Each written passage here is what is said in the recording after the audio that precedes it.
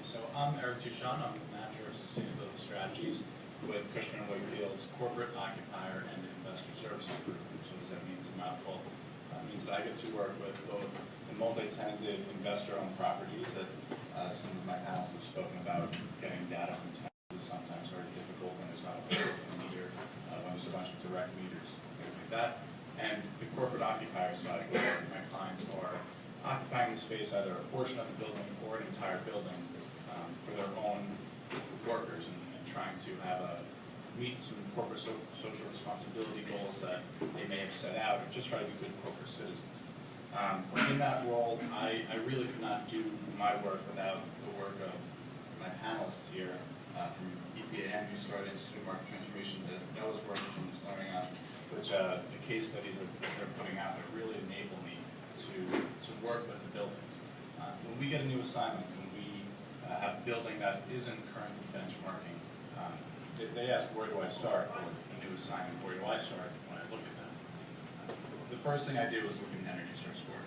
And it's the easiest thing for someone, as Noah mentioned, the building operating team is likely untrained, honestly. Even working with the Cushman and Wakefield building manager, the folks on the ground may not have had the training that they should have to operate a building efficiently.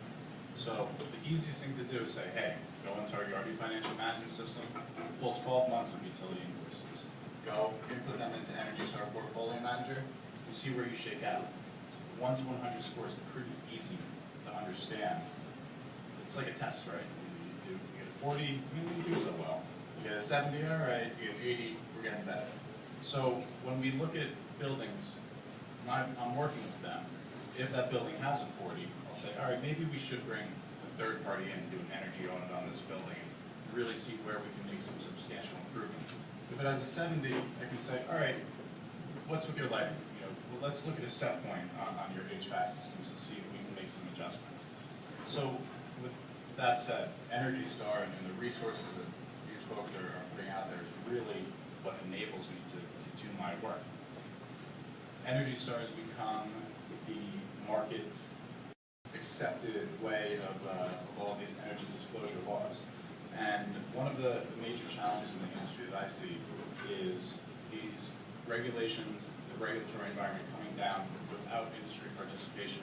So here in New York City, the mayor's office did a great job of bringing all of us in the room as stakeholders to say, how do we make this relevant for building owners? Let's not just jam it down their throat, put penalties on not benchmarking.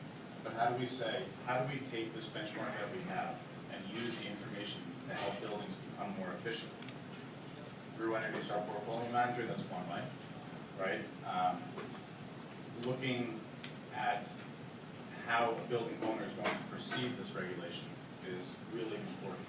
So it's a funny conversation that's being had around the country right now. I just had a conversation with BOMA in Boston where they're saying politicians are acting in a vacuum. They are shoving this down our throat. The building owners are not happy with this. I go back and say, well, inject yourself in that. Stage a protest now.